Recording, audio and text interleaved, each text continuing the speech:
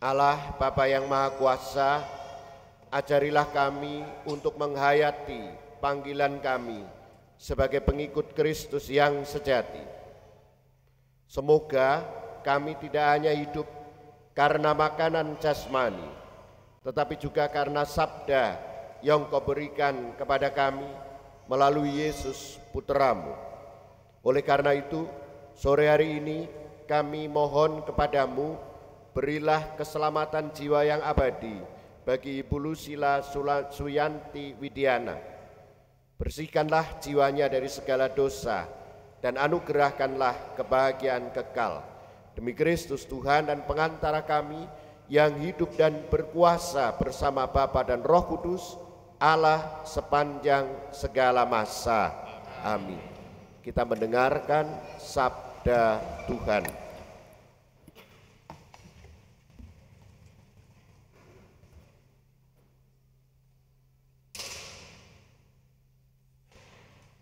Bacaan dari kitab Kejadian. Ketika Tuhan Allah menjadikan langit dan bumi, Ia membentuk manusia dari debu tanah dan menghembuskan nafas hidup ke dalam hidungnya. Demikianlah manusia itu menjadi makhluk yang hidup. Selanjutnya Tuhan Allah membuat taman di Eden di sebelah timur. Disitulah ditempatkannya manusia yang dibentuknya itu. Lalu Tuhan Allah menumbuhkan berbagai pohon dari bumi yang menarik dan yang baik untuk dimakan buahnya. Di tengah-tengah taman itu, Ia menumbuhkan pohon kehidupan, serta pohon pengetahuan tentang yang baik dan yang jahat. Dari segala binatang di darat yang dijadikan oleh Tuhan Allah, ular adalah binatang yang paling cerdik. Ular itu berkata kepada perempuan yang telah diciptakan Tuhan, "Tentulah Allah berfirman, semua pohon dalam taman ini jangan kamu makan buahnya, bukan?" Sahut perempuan itu kepada ular, "Buah pohon-pohon dalam taman ini boleh kami makan, tetapi tentang buah pohon yang ada di tengah taman, Allah berfirman, jangan kamu makan ataupun kamu raba buah itu, nanti kamu mati." Tetapi ular itu berkata kepada perempuan itu, "Sekali-kali kamu tidak akan mati." Tetapi Allah mengetahui bahwa pada waktu kamu memakannya, matamu akan terbuka, dan kamu akan menjadi seperti Allah, tahu tentang yang baik dan yang jahat. Perempuan itu melihat bahwa buah pohon itu baik untuk dimakan dan sedap kelihatannya. Lagi pula pohon itu menarik hati karena memberi pengertian. Maka ia mengambil dari buahnya lalu dimakan dan diberikannya juga kepada suaminya yang bersama-sama dengan dia. Dan suaminya pun memakannya. Maka terbukalah mata mereka berdua dan mereka tahu bahwa mereka telanjang. Lalu mereka menyemat daun pohon ara dan membuat cawat. Demikianlah sabda Tuhan.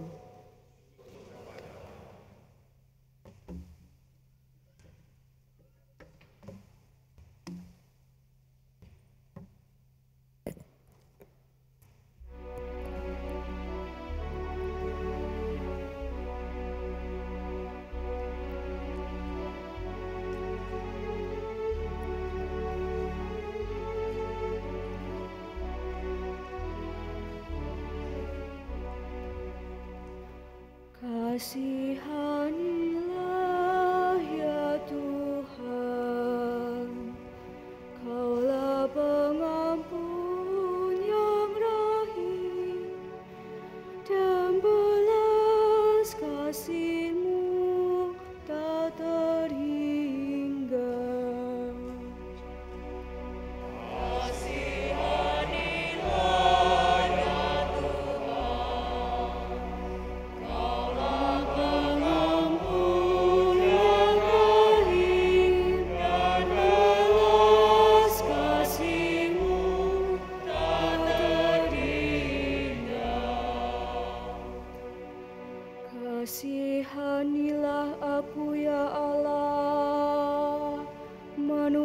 kasih setiamu.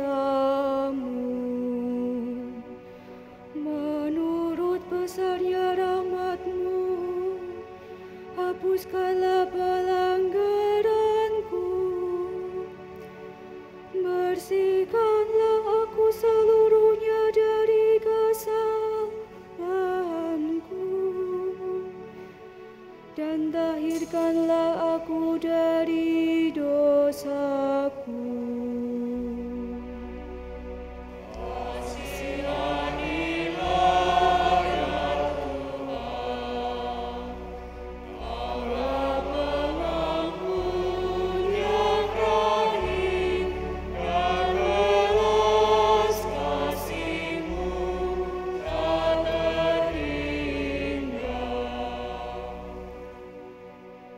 Sebab aku sadar akan pelanggaranku, dosaku selalu terbayang di hadapanku. Terhadap Engkau sendirilah aku berdosa, yang jahat dalam pandangan-Mu kulakukan.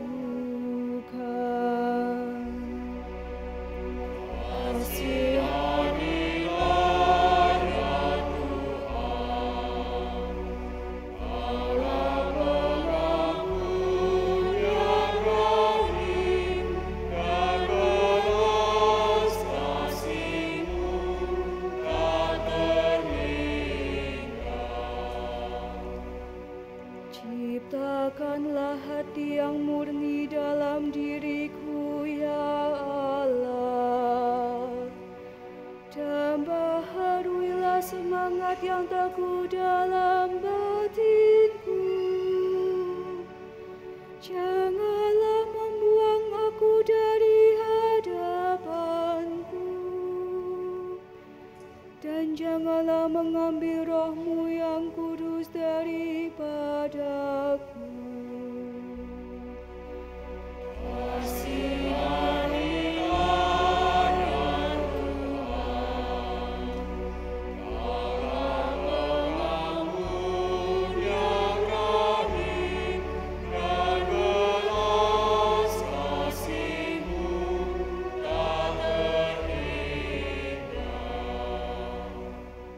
Berilah aku sukacita karena keselamatan-Mu, dan teguhkanlah roh yang rela dalam diriku. Ya Tuhan, bukalah bibirku, supaya mulutku mewartakan puji-pujian kepada-Mu.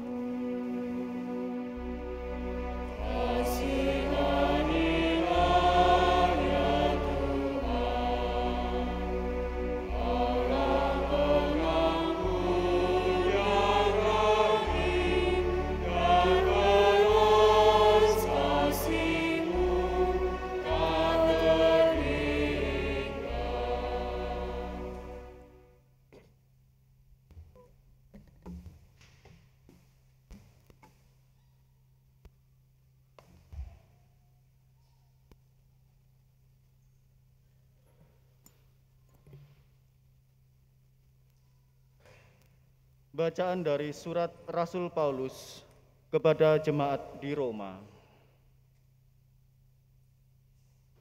Saudara-saudara, dosa telah masuk ke dalam dunia lantaran satu orang, dan karena dosa itu masuklah juga maut.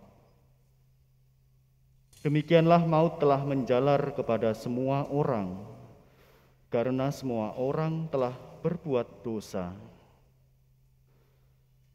Sebab sebelum hukum Taurat ada, di dunia ini telah ada dosa. Tetapi dosa itu tidak diperhitungkan kalau tidak ada hukum Taurat. Sungguh pun demikian, dari zaman Adam sampai kepada zaman Musa, maut telah berkuasa juga atas mereka yang tidak berbuat dosa dengan cara yang sama seperti yang telah dibuat oleh Adam, yang adalah gambaran dari Dia yang akan datang. Tetapi karunia Allah tidaklah sama dengan pelanggaran Adam. Sebab jika karena pelanggaran satu orang itu, semua orang telah jatuh dalam kuasa maut, jauh lebih besarlah kasih karunia dan anugerah Allah yang dilimpahkannya atas semua orang lantaran satu orang, yaitu Yesus Kristus. Kasih karunia Allah jauh lebih besar daripada dosa satu orang. Sebab penghakiman atas satu pelanggaran itu telah mengakibatkan penghukuman, sedangkan pemberian kasih karunia atas banyak pelanggaran telah mengakibatkan pembenaran. Jadi jika oleh dosa satu orang maut telah berkuasa, lebih benarlah yang terjadi atas mereka yang telah menerima kelimpahan kasih karunia dan anugerah kebenaran. Mereka akan hidup dan berkuasa oleh karena satu orang itu, yaitu Yesus Kristus. Sebab itu, seperti oleh satu pelanggaran semua orang beroleh penghukuman, demikian pula oleh satu perbuatan kebenaran semua orang beroleh pembenaran untuk hidup. Jadi seperti oleh ketidaktaatan satu orang, semua orang telah menjadi orang berdosa, demikian pula oleh ketaatan satu orang, semua orang menjadi orang benar. Demikianlah sabda Tuhan. Syukur pada Allah.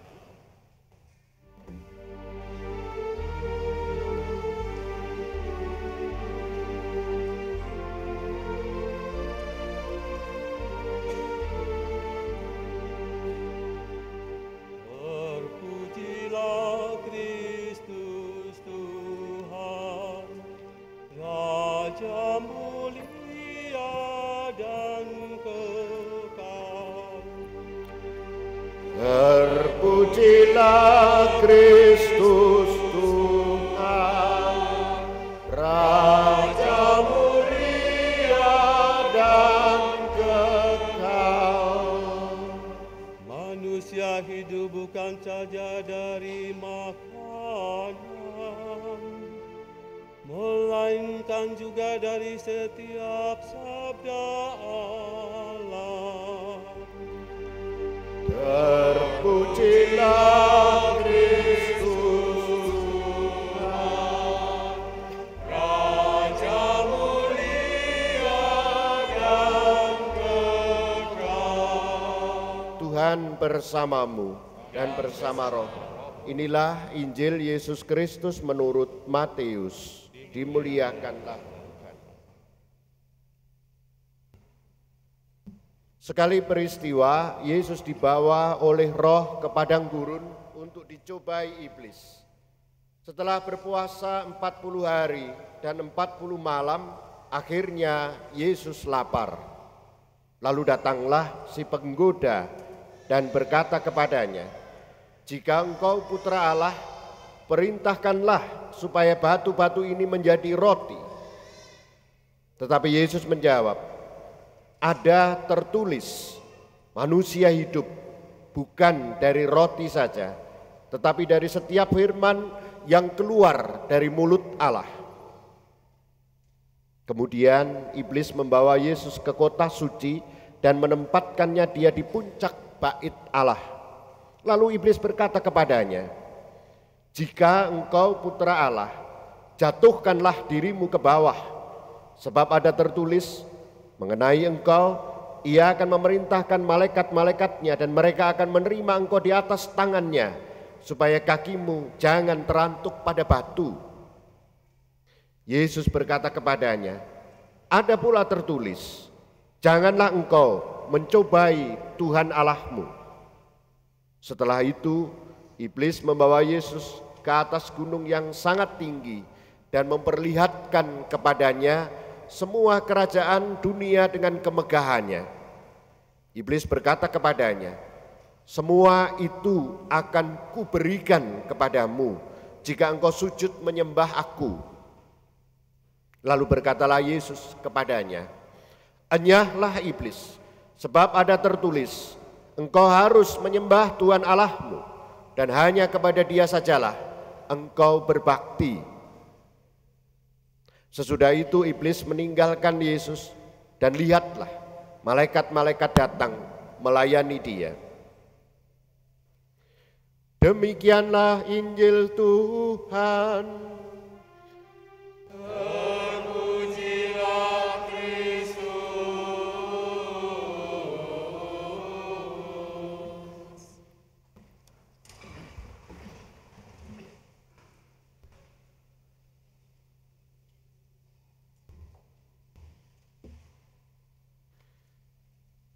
Bilangan 40 di dalam kitab suci memiliki tempat yang khusus yang menunjukkan situasi pembentukan, situasi pendidikan seseorang atau komunitas umat pilihan. 40 memiliki tempat yang khusus dalam kitab suci. Manusia dimurnikan dari dosa dan dibentuk kembali oleh Allah dalam hujan 40 hari 40 malam sehingga terjadi air bah pada zaman Nuh. Musa dididik, dibentuk dan dimurnikan oleh Allah selama 40 tahun. Baru di usia ke-40 Musa diutus menjadi pemimpin umat Israel di Mesir. Demikian pula umat Israel dididik, dibentuk dan dimurnikan Allah di padang gurun selama 40 tahun. Setelah sengsara, wafat dan kebangkitannya, Tuhan Yesus selama 40 hari menampakkan diri kepada para rasul untuk secara khusus membentuk mereka, mendidik mereka, memurnikan mereka sebelum naik ke surga dan mengutus mereka mewartakan Injil. Angka 40 menunjukkan pendidikan, formasio, pembentukan, dan pemurnian dari Allah, dan ini mengungkapkan situasi-situasi yang sungguh sulit. Yang pertama, bisa berupa situasi konflik batin dan kehilangan harapan. Bisa juga sulit secara fisik, lapar, haus, sakit, perjalanan hidup yang tidak mudah. Bisa juga situasi ketakutan yang mencekam. Bisa juga campuran dari ketiganya. Para saudara yang terkasih, hari ini kita mendengarkan pewartaan bahwa Tuhan Yesus selama 40 hari secara khusus dididik, dibentuk, dan dimurnikan di padang gurun. Dia mengalami suasana pergulatan iman bangsa Israel selama 40 tahun di padang gurun. Dalam menghadapi godaan, Tuhan Yesus teguh pada sabda Allah dan menolak tawar-menawar dengan iblis. Tuhan Yesus selalu kembali kepada sabda Allah. Manusia hidup bukan hanya dari roti saja, tetapi dari setiap firman yang keluar dari mulut Allah. Menghadapi godaan lainnya, kembali lagi Tuhan Yesus menjawab, ada tertulis, janganlah engkau mencobai Tuhan Allah. Dia sama sekali tidak membuka tawar-menawar, tidak membuka dialog. Dan yang paling akhir, Tuhan Yesus mengatakan, enyalah iblis, sebab ada tertulis, engkau harus menyembah Tuhan Allahmu, dan hanya kepada Dia sajalah engkau berbakti. Para saudara, ketika menghadapi godaan, Tuhan Yesus selalu berpegang pada kehendak Allah. firman Allah bukan tunduk pada kesulitan, bukan kesulitan menjadi alasan untuk melakukan dosa, bukan mengikuti bujukan iblis, bukan mengikuti kehendak diri sendiri dengan berbagai macam alasan, egoismenya sendiri dengan sekian alasan. Tuhan Yesus kembali kepada kehendak Allah. Tentu masing-masing dari kita para saudara, saya dan para saudara memiliki padang gurunnya masing-masing. Bukan soal lapar atau ganasnya padang gurun, namun padang gurun yang kita miliki, yang ada di dalam hidup kita, mengungkapkan situasi hidup yang tidak mudah, yang menghadapkan kita pada pilihan, tetap mendengarkan kehendak Allah atau memberontak melawan Allah, bahkan meninggalkan kehendak Allah. Padang gurun saya dan para saudara bisa berupa, yang pertama, situasi keluarga tidak seperti yang diharapkan.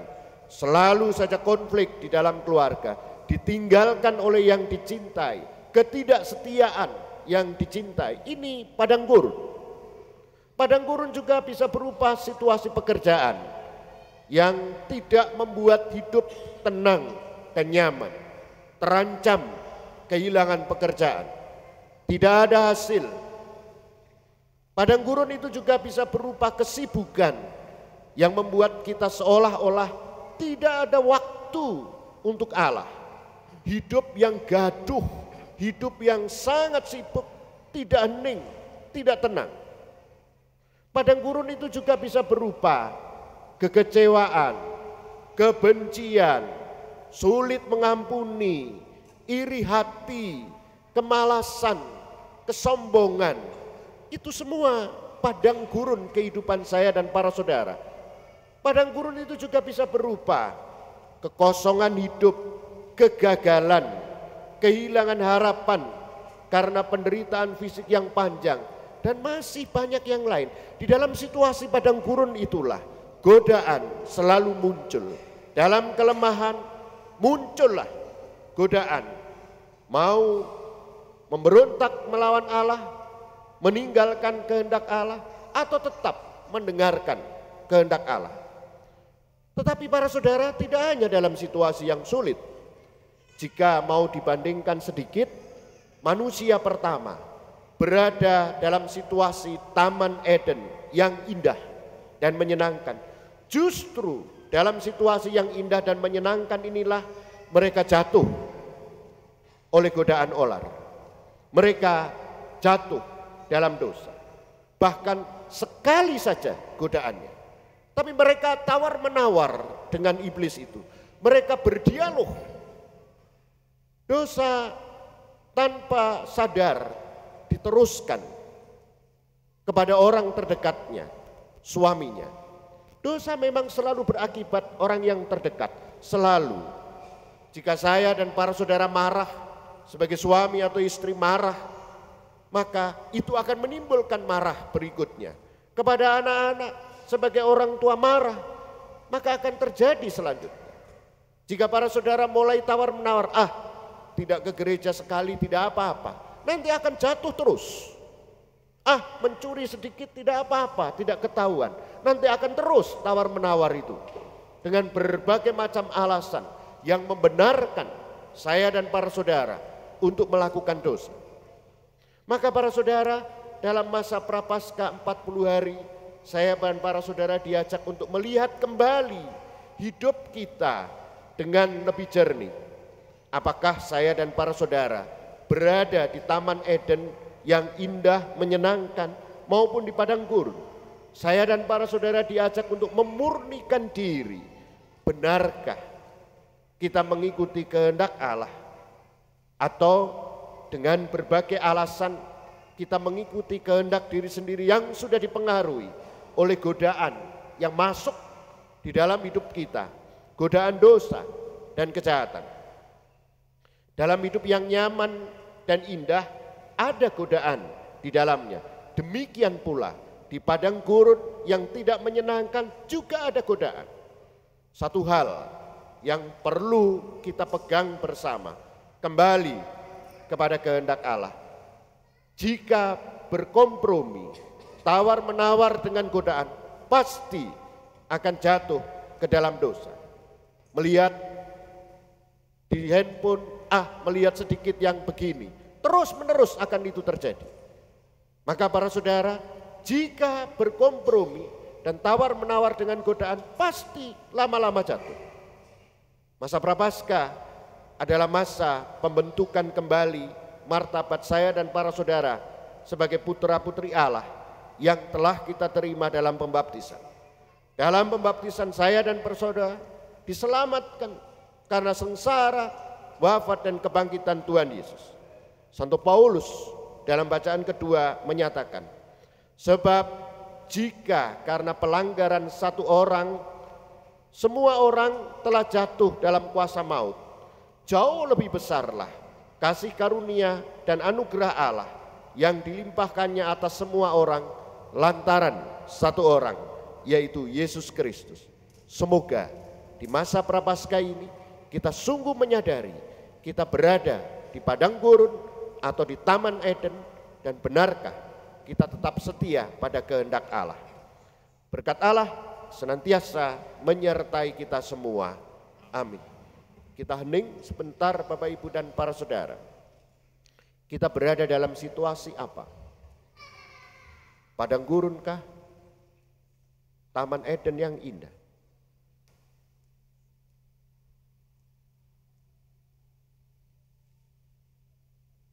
Apakah kita menangkap di dalamnya juga ada godaan dengan berbagai macam alasan yang kita lakukan?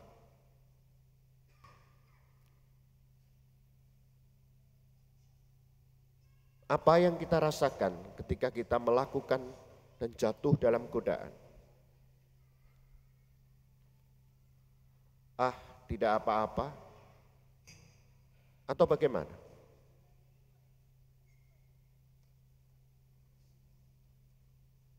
Bagaimana kemudian kita kembali lagi mendengarkan kehendak Allah, atau membiarkan begitu saja?